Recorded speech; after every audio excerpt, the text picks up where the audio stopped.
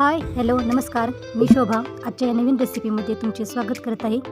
तर आज आपण मुलांच्या टिफिनसाठी झटपट अशी पावभाजी तयार केलेली आहे।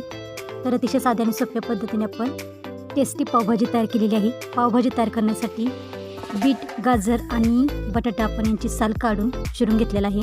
तर आपण अर्धी वाटी बीट आणि 1 वाटी गाजर आणि 1 वाटी बटाटा वाटण आणि फ्लावर घेतलेला आहे। पावभाजी शिजून लवकर तयार होण्यासाठी आपण कुकरमध्ये काही भाज्या शिजवून घेणार आहे। त्यामध्ये आता आपण पहिल्यांदा बटाटा 1 वाटी, गाजर घेतलेला आहे, फ्लावर घेतलेला आहे अर्धी वाटी, फ्लावर आपण धुवून चिरून घेतलेला आहे, वाटण आपण 1 वाटी घेतलेला आहे, तो आता यामध्ये घालत आहे, आणि बीट घेतलेला आहे। बीट आपण साल काढून चिरून घेतलेली आहे। बीट घातल्यामुळे पावभाजीला कलर खूप छान येतो आणि टेस्टी लागते। कुकरमध्ये घालून या भाज्या आपण शिजवून घेणार आहे। चवीसाठी आता यामध्ये अर्धा चमचा मीठ घालत आहे आणि थोडीशी हळद पावडर आपण यामध्ये घालत आहे। 3 ग्लास पाणी आपण आता या भाज्यामध्ये भाजी शिजण्यासाठी घालत आहे। कुकरला झाकण लावून आपण भाज्या शिजवून घेणार आहे। कुकरला आपण 3 शिट्ट्या देऊन सर्व भाज्या आहेत त्या शिजवून घेणार आहे। कुकरमध्ये सर्व भाज्या शिजत आहेत तोपर्यंत आता आपण कांदा, शिमला मिरची आणि टोमॅटो बारीक चिरून घेतलेला आहे। पावभाजीला फोडणी देण्यासाठी आपण हे साहित्य आता चिरून घेतलेले आहे। कुकरला आपण 3 शिट्ट्या करून घेतलेल्या आहेत आणि आता दुसऱ्या बाजूला आपण पावभाजीची भाजी घालत आहे। पावभाजी तयार करण्यासाठी गरम कढईमध्ये आपण 1 पळी तेल घेतलेले आहे। त्यामध्ये आता आपण थोडे बटर घालत आहे। तेल आणि बटर आपण गरम करून घेत आहे।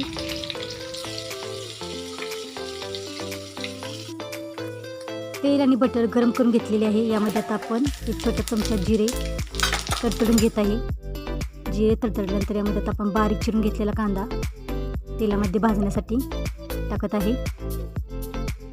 तेलामध्ये कांदा आपल्याला सतत असे परतून भाजून घ्यायचा आहे। कांदा असा सतत तेलामध्ये परतून जरासा लालसर होईपर्यंत भाजून घेतलेला आहे। कांदा भाजून झाल्यानंतर यामध्ये आता आपण तयार करून घेतलेला मसाला घालत आहे। यामध्ये अद्रक, लसूण, कोथिंबीर आणि खोबरे यांचा मसाला तयार करून घेतलेला आहे। त्यातील 2 चमचे मसाला आता आपण तेलामध्ये घालून भाजून घेत आहे। अद्रक लसूण पेस्ट 1 चमचा घालून हे सर्व मसाले आता आपण तेलामध्ये चांगले भाजून घेत आहे।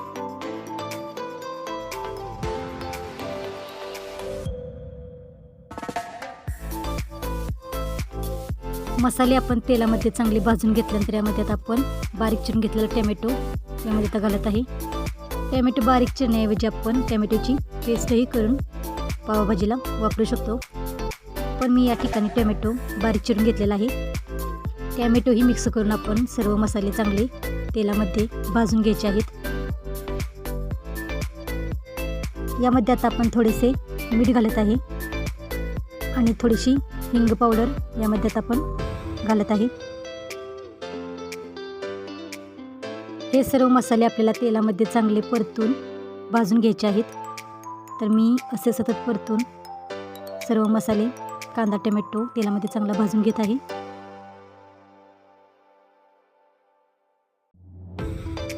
तर असे परतून घेतच आपण कांदा आणि टोमॅटो आहे तो थोडासा मॅश करून घेत आहे। कांदा, टोमॅटो आणि मसाला आपल्याला तेलामध्ये चांगलासा तेल सुटेपर्यंत भाजून घ्यायचा आहे। झाकण ठेवून आपण 5 मिनिटे शिजवून घेणार आहे। कुकरमधील भाज्यांना आपण 3 शिट्ट्या देऊन भाज्या शिजवून घेतलेल्या आहेत।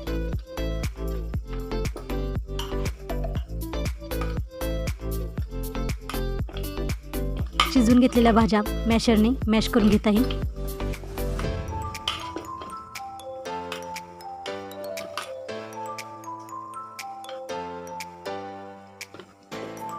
तर अशा आपण शिजवून घेतलेला बटाटा, गाजर ही मॅशरने मॅश करून घेतलेले आहेत।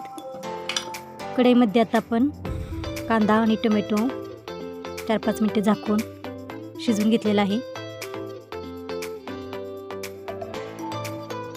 झाकण ठेवून आपण कांदा आणि टोमॅटो शिजवून घेतलेला आहे, तो आता आपण परत एकदा परतून घेत आहे।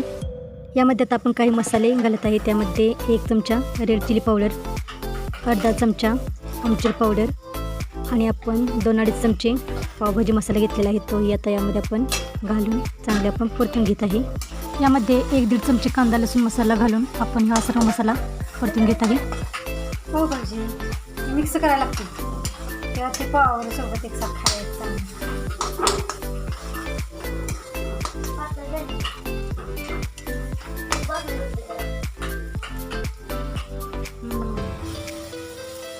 पातळच करायची आहे. शिमला मिरची चिरून घेतलेली ती राहिलेली ती आता मी यामध्ये घालून परतून घेत आहे. तर शिमला मिरची आपल्याला जेव्हा कांदा टोमॅटो आपण भाजून घेतो तेव्हाच घालून परतून घ्यायची आहे. आता यामध्ये आपण शिजून घेतलेल्या भाज्या घालत आहे. ज्या आपण कुकरमध्ये शिजून घेतलेल्या भाज्या आहेत त्या मॅशरने मॅश करून घेतलेल्या आहेत त्या भाज्या आता आपण यामध्ये घालत आहे. कढईमध्ये भाज्या आपण घालून परतून घेत आहे. जर आपल्याला पातळ भाजी हवी असेल तर यामध्ये आपण गरम केलेले पाणी घालून पातळ भाजी तयार करून घ्यायची आहे. मीठ आपण भाज्या शिजवताना घातलेलं आहे त्यामुळे चवीनुसार मीठ घालायचे आहे. गरम तव्यावरती आपण आता बटर टाकून पाव दोन्ही बाजूनी बटर लावून पाव भाजून घेत आहे.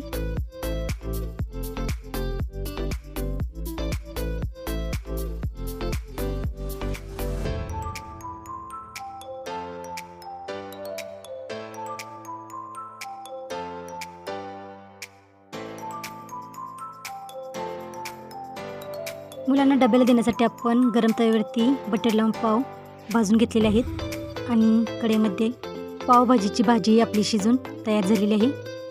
तर अशा सोप्या पद्धतीने आपण मुलांच्या टिफिनसाठी झटपट अशी पावभाजी तयार केलेली आहे आणि अशा पद्धतीने तयार केलेली पावभाजी खायला खूप छान लागते आणि मुलांनाही खूप आवडते.